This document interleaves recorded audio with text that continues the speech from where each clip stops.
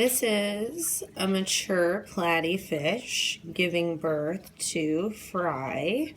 So platy fish are live bearers, which means that when they give birth, their offspring are alive when they're born and are able to swim and are self-sufficient.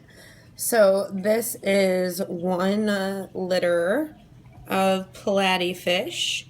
And if you can believe it, all of these little babies in here, and there's quite a bit, probably the biggest litter I've ever seen in my tank, we're all inside this one platy fish.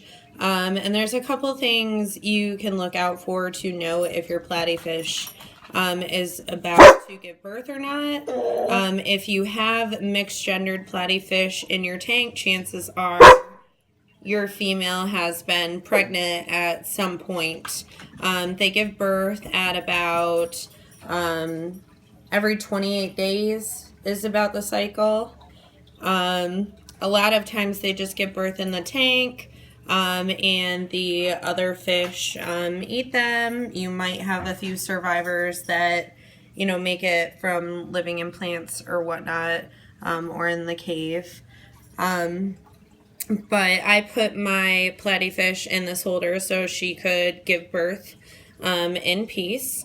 And this is the result. All these little itty bitty platy fish. I suspect that she is still giving birth because of her body shape.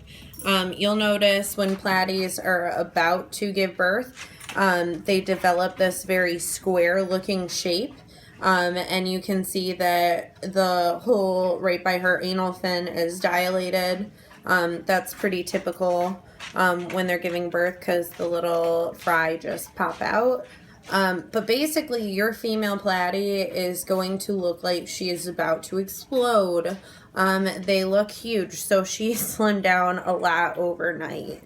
But look at all these babies that miraculously fit inside this platy fish. When she's done giving birth, I'm going to go ahead and return her with her friends back in the tank. Another interesting thing, when platy fish give birth, they release a chemical that prevents them from eating their fry. But it doesn't always work. I've seen platies eat their fry right after birth, but she seems to be ignoring them because I just fed her. So yeah, that's a little bit about platies and platy fry 101. There's a happy mama and all of her babies.